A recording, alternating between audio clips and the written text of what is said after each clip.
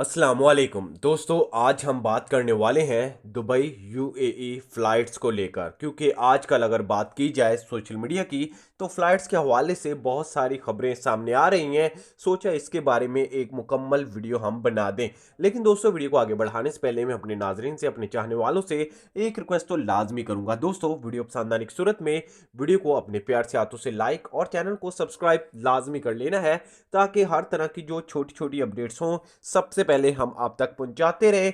UAE के हवाले से बात की जाए तो सातों रियासतों से हम सबसे पहले जो भी खबर आती है हम अपने नाजरीन तक पहुंचाने की कोशिश करते रहते हैं। तो दोस्तों, फ्लाइट्स के हवाले से जो जो लिखा हुआ है कि 30 दिन के लिए फ्लाइट्स बंद होने जा रही हैं।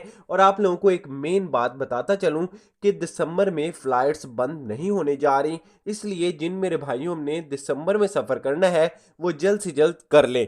नोटिफिकेशन जो जारी किया गया है उसमें ये कहा गया है कि जनवरी हो सकता है फ्लाइट बंद की जाए, क्योंकि लाखों की तादाद में पूरी दुनिया से लोग दुबई में आएंगे, यूएई में आएंगे। इसलिए पाकिस्तान के लिए भी पिछले साल की तरह फ्लाइट्स बंद कर दी जाए।